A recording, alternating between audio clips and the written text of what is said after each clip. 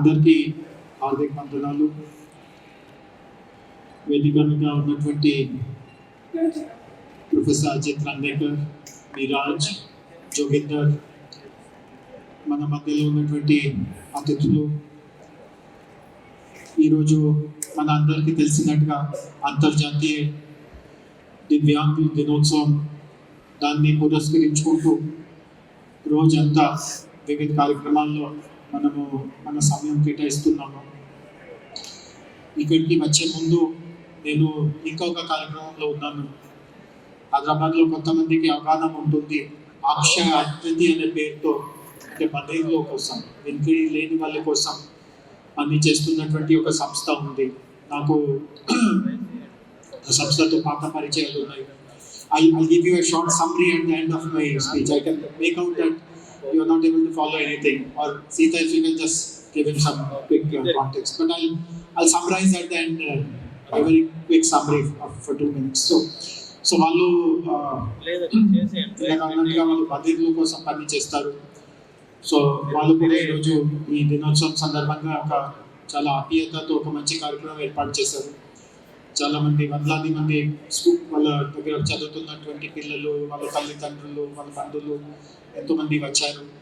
ఆ కార్యక్రమానికి నేను వెళ్ళేటప్పుడు ఆ సంస్థ ప్రముఖుడు, ఆయన పేరు బాబు, అతను గుర్తు చేశారు దట్ నేను ఆ కార్యక్రమానికి, వాళ్ళ ప్రోగ్రామ్కి ఇది 8వ వస్తున్నాను. అంటే గతంలో కూడా 7వ సారి నేను వచ్చి ఉన్నాను. అండ్ ఆయన నాకు గుర్తు చేశారు, మొట్టమొదటిసారిగా నేను 2014 సంవత్సరంలో వచ్చాను. సో 10-15 సంవత్సరాల క్రితం నుంచి వాళ్ళతో అనుబంధం ఉంది. బట్ తర్వాత అక్కడ చాలామంది కార్పొరేట్స్ని కూడా వాళ్ళు పిలిచారు. ఎందుకంటే CSR కింద వాళ్ళు స్కూల్స్ నడుపుతున్నారు. చాలా నిస్సాయ పరిస్థితిలో ఉన్నటువంటి, పేదరికం అనుభవిస్తున్న కుటుంబంలో ఎవరికి ఇట్లాంటి వెక్కిడి పుట్టక సమస్య ఉంటే వాళ్ళకి కాక్లియర్ ఆపరేషన్స్, కాక్లియర్ ఇంప్లాంట్స్ అవన్నీ ఖర్చులు లేకుండా చేపిస్తూ ఉన్నారు. సో కార్పొరేట్స్తో మాట్లాడుతూ ఉంటే ఒకటి ఏమర్థమైంది అంటే, 10-15 సంవత్సరాల క్రితానికి ఇప్పటికీ ఒక చాలా ముఖ్యమైన తేడా ఏముంది అంటే, ఈ రంగంలో టెక్నాలజీ అభివృద్ధి చాలా వేగంగా జరిగింది. అంటే నేను స్వయంగా ఆశ్చర్యపోయాను. నాకే ఆ విషయం గురించి ఇప్పటి వరకు అవగాహన లేదు. డెల్ అనే ఒక కంపెనీ ఉంది, చాలా మందికి అవగాహన ఉంటుంది. యూఎస్కి చెందిన కంపెనీ, హైదరాబాద్లో కూడా వాళ్ళది పెద్ద కేంద్రం ఇప్పటి నుంచి ఉంది, 20 సంవత్సరాల నుంచి వాళ్ళ కేంద్రం ఉంది. డెల్ వాళ్ళు ఈరోజు నాకు ఒకటి చూపించారు. వాళ్ళు ఒక టూల్ తయారు చేశారు. అంటే స్పీచ్ ద్వారా, సపోజ్ ఇప్పుడు నేను మాట్లాడుతూ ఉన్నాను అనుకోండి, సో ఆ సాఫ్ట్వేర్ ఉపయోగం వలన ఆ స్పీచ్ని సైన్ లాంగ్వేజ్లో మనము తర్జుమా చేయగలం.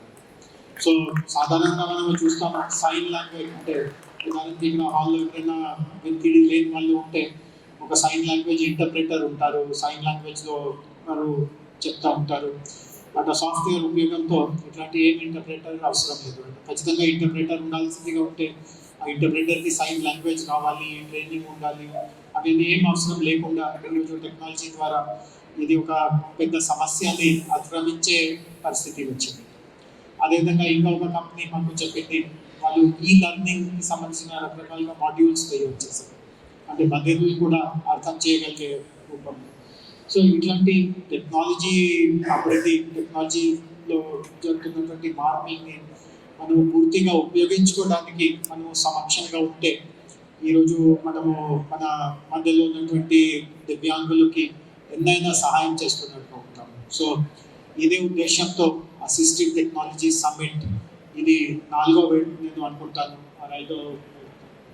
సో ఈ సమ్మిట్ ఇంకా జరుగుతూ ఉంది. గతంలో కూడా ప్రతి సంవత్సరం ఈ సమ్మిట్లో ఎంతైనా ఆలస్యం జరిగినా, వేరే ఎన్నైనా అనివార్య కార్యక్రమాలు ఉన్నా, కొంతసేపటి కోసమైనా నేను పాల్గొనడానికి ఎప్పుడైనా ఉత్సాహం చూపిస్తూ ఉంటాను.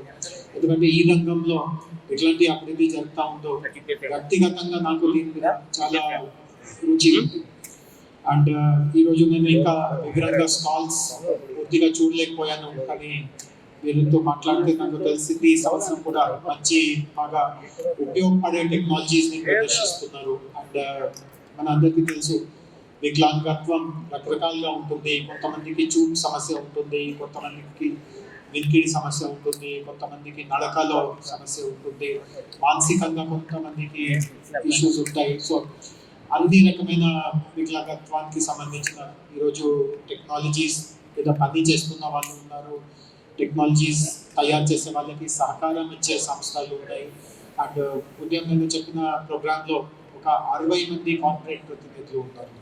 సో చాలామంది కార్పొరేట్ తరఫున కూడా, ఎందుకంటే ప్రతి ఒక్కరికి తెలుసు మన పరిస్థితి, మన సమాజంలో బాగా నిస్సహాయ పరిస్థితిలో ఉన్నటువంటి వాళ్ళు వాళ్ళే ఉంటారు.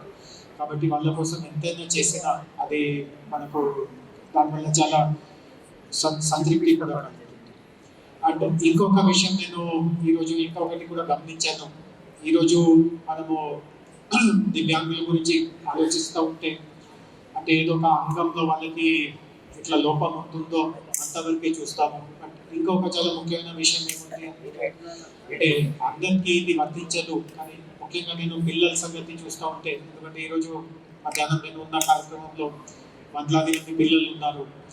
ఇంకొక చాలా ముఖ్యమైన కీలకమైన విషయం ఏముంది అంటే వాళ్ళలో ఒక రకంగా ఆత్మనిర్భరత భావన కూడా వర్తిస్తూ ఉంటుంది. అంటే వాళ్ళకి మాకు కొంత తేడా ఉంది, వాళ్ళు ఇది చేయగలుగుతున్నారు, మేము చేయలేకపోతున్నాము, మేము తక్కువగా ఉంటాము, అట్లాంటి స్వయంగా స్వతంత్రంగా ఒక ఆత్మనిర్భరత భావన కూడా వస్తూ ఉంటుంది. దాన్ని పాల్గొనడం కూడా చాలా చాలా ముఖ్యం. మధ్యాహ్నం జరిగే సమావేశంలో వందలాది మంది పిల్లలు ఉన్నారు. వాళ్ళకి సాధారణంగా పిల్లలకి స్పోర్ట్స్లో ఆటల్లో బాగా రుచి ఉంటుంది. సో నేను స్పోర్ట్స్ గురించి ఒక విషయం చెప్పాను, ఇక్కడ కూడా చెప్పడంలో తప్పు ఏం లేదు. మనందరికీ తెలుసు, కొన్ని మాసాల క్రితం ఒలింపిక్స్ జరిగింది, ప్యారిస్లో ఒలింపిక్స్ జరిగింది. ఒలింపిక్స్లో మన భారతదేశానికి కొన్ని పథకాలు వచ్చినాయి, కానీ మన దేశ జనాభా, మన దేశ ఆర్థిక బలంతో పోలిస్తూ ఉంటే మన పర్ఫార్మెన్స్ ఒక రకంగా చెప్తే నిరాశకరంగానే ఉన్నట్టుగానే మనం అనుకోవచ్చు. ఒక గోల్డ్ మెడల్ కూడా మన భారతదేశానికి రాలేదు.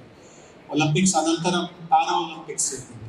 పారా ఒలింపిక్స్లో ఒలింపిక్స్ కంటే మంచి అక్కడ ప్రదర్శన చూడడం జరిగింది. ఒలింపిక్స్లో మనకు గోల్డ్ కూడా వచ్చింది. పారా ఒలింపిక్స్లో మనకు గోల్డ్ కూడా వచ్చింది. ఒలింపిక్స్లో తెలంగాణ తరఫున 8 మంది క్రీడాకారులు పాల్గొన్నారు. అంటే నేను ఎవరిని తక్కువ చేయట్లేదు, వాళ్ళు కూడా కష్టపడ్డారు. దౌర్భాగ్యంగా ఎవరికి మెడల్స్ రాలేదు, బట్ ఖచ్చితంగా వాళ్ళు ప్రయత్నం గట్టిగా చేశారు. కానీ అన్నట్టుగా ఒక వ్యక్తికి కూడా ఒక మెడల్ రాలేదు. కానీ పారా ఒలింపిక్స్లో తెలంగాణకి చెందిన ఒక అథ్లీట్కి బ్రాంజ్ మెడల్ వచ్చింది. సో ఒలింపియన్స్ సాధించలేనివి పారా ఒలింపియన్స్ సాధించి మన రాష్ట్రానికి ఉన్నటువంటి గౌరవాన్ని కాపాడుకుంటున్నారు. అండ్ ఇంకా ఎన్నైనా సందర్భాలు ఉన్నాయి. ఉదయం ఇందాక చెప్పినట్టుగా మధ్యాహ్నం జరిగే కార్యక్రమంలో అంటే స్పీచెస్, కార్పొరేట్స్కి అవార్డ్స్ ఇవ్వడమే కాకుండా అక్కడ వాళ్ళ దగ్గర చదువుతున్న విద్యార్థులు కొన్ని కళా ప్రదర్శనలు కూడా చేశారు. నేను గమనించాను, కొంతమంది ఆర్ట్ చేస్తారు, పెయింటింగ్ చేస్తారు. అంటే పెద్ద పెద్ద ఆర్ట్ గ్యాలరీస్లో ఉన్న ఆర్ట్ కంటే కూడా దాంట్లో ఉన్నటువంటి క్రియేటివిటీ, సృజన, ఇమాజినేషన్, ఊహాలు దానికంటే కూడా మంచిగా ఉంది. కొంతమంది అక్కడ డాన్స్ చేశారు. అంటే వాళ్ళకి నడకలో సమస్య ఉన్నా కూడా వాళ్ళకు మన కోరియోగ్రఫీ అంటారు, డాన్స్లో అందరూ ఒకే రకంగా స్టెప్ చేస్తూ ఉంటేనే చూడడంలో కొంచెం మంచిగా అనిపిస్తుంది, లేకపోతే ఏదో ఒక వికారంగా ఏదో చెప్తున్నట్టుగా అనిపిస్తుంది. వాళ్ళ కోరియోగ్రఫీ చాలా పర్ఫెక్ట్గా ఉంది. ఎన్నెన్న వాళ్ళలో ప్రతిభ ఉంది. సో ఆత్మన్యూనత అస్సలు రాకూడదు, ఎందుకంటే వాళ్ళ ప్రతిభ మిగతా వాళ్ళలో ఉన్నటువంటి ప్రతిభల కంటే కూడా మించిగా ఉంటుంది. బట్ మనం ఇట్లాంటి విషయాలన్నీ వాళ్ళ సమక్షంలో, వాళ్ళ మనసులోనే రాకుండా చూడగలగాలి. ఈ బాధ్యత మన అందరిది. సో టెక్నాలజీ మంచిగా వినియోగించడం, ఇట్లాంటి ప్రతి ఒక్కరిలో ఉన్నటువంటి ప్రతిభ పైన ఎక్కువ దృష్టి సాధించడం, దాని గురించి ఎక్కువ మాట్లాడుతూ ఉండడం, ఎక్కువ అభ్యాసం చేపిస్తూ ఉండడం, దాంట్లోనే వాళ్ళు ఇంకా పరిపక్వత దిశలో పోతున్నట్టుగా వాళ్ళని ప్రోత్సహించడం, అది చాలా చాలా ఇంపార్టెంట్గా ఉంది. అండ్ చివరిలో నేను ఒకటే చెప్తాను, ఈరోజు మనము ఈ అసిస్టివ్ టెక్నాలజీ కార్యక్రమంలో పాల్పంచుకుంటున్నాము. దీన్ని ఇంకా విస్తృత స్థాయిలో తీసుకువెళ్లాల్సిందిగా ఉంటే అందరు భాగస్వామ్యం అవసరం ఉంది. సాధారణంగా అందరూ అనుకుంటారు ప్రభుత్వం చేస్తుంది, ప్రభుత్వం ఖచ్చితంగా చేయాల్సిందే, ప్రభుత్వం పైన కూడా బాధ్యత ఉంది. బట్ మధ్యాహ్నం నేను చాలా గర్వపడాను, సిటీలో ఉన్నటువంటి అన్ని పెద్ద పెద్ద ఐటీ కంపెనీస్, మ్యానుఫ్యాక్చరింగ్ కంపెనీస్, 60 మంది కంపెనీస్ ఈరోజు అక్కడ ముందుకు వచ్చి వాళ్ళు సిఎస్ఆర్ ఫండ్స్ నుంచి డబ్బు రూపంలో కావచ్చు, వనరుల రూపంలో కావచ్చు, అన్నిటికంటే ముఖ్యం వాళ్ళ ఎంప్లాయీస్ సమయం రూపంలో కావచ్చు, ఏదో ఒక రూపంలో వాళ్ళు కృషి అందిస్తున్నారు. సో ప్రభుత్వ ఇతర సంస్థలు, కార్పొరేట్స్, ఇక్కడ ఉన్నటువంటి పెద్దలు, వాళ్ళలాంటి సంస్థలు నడిపే ప్రముఖులు, మన అందరికీ ఇది ఒక సామూహికమైన బాధ్యత ఉంది. ఈ రంగంలో జరుగుతున్నటువంటి అభివృద్ధిని ఇంకా భారీ స్థాయిలో, పెద్ద స్థాయిలో, ముఖ్యంగా క్షేత్ర స్థాయి వరకు తీసుకువెళ్ళడానికి మనందరూ కృషి చేస్తాము అని నేను ఆశిస్తూ, మరి ఒకసారి అసిస్టివ్ టెక్నాలజీ మన స్టాల్స్లో ఉన్నటువంటి స్టార్టప్స్, కంపెనీస్, ఆంటర్ప్రెనర్స్ వాళ్ళందరికీ కూడా నేను ఇంకా వివరంగా చూడలేదు, బట్ ఖచ్చితంగా మంచిగానే వాళ్ళు చేసి ఉంటారు అట్లా అనుకుంటూ మరి కూడా హృదయపూర్వకంగా నా అభినందన తెలియపరుస్తున్నాను. అండ్ తదుపరి కార్యక్రమం నిర్వహించవలసిందిగా. So do I need to tell you again or could you grab something? So thank you very much. అందరికీ మరి ఒకసారి నా హార్దిక అభినందనలు.